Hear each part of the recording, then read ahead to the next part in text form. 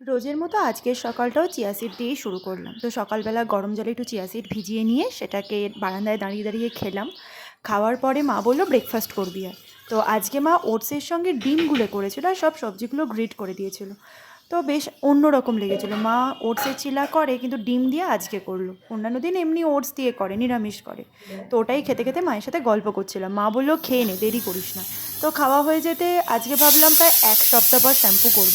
মাথায় প্রচণ্ড খুশকি হয়েছিল, তো সেই কথা মতো নিমপাতা, মেথি আর কালো জিরে শিলে বাটতে বসে পড়লাম। তো মাকে প্রথমে বলেছিলাম যে মিক্সিতে বাটি, মা বললো শিলে বাটলে ভালো হবে। তো মায়ের কথা মতো আমি শিলে বাটতে বসলাম। প্রথমটা হচ্ছিল না, তারপর একটু জল মিশিয়ে বাটতে দেখলাম সুন্দর করে বাটা হয়ে গেছে।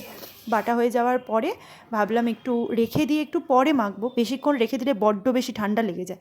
সেই জন্য বেটে বাটা হয়ে যেতে নিচে এসে কিছুটা বাকি পড়া ছিল, পড়ে নেওয়ার পর মা দিয়ে গেল ফল, এই কিউই, আঙুর আর লেবু। কিউইটা খেতে আমার অতটা ভালো লাগে না, কিন্তু খাই। আর দুপুরবেলা ছিল লাঞ্চ, এই যে ভেটকি মাছের ঝাল, আমার ফেভারিট। আর লাস্টে ছিল চাটনি, যেটা 2 দিনের আগে।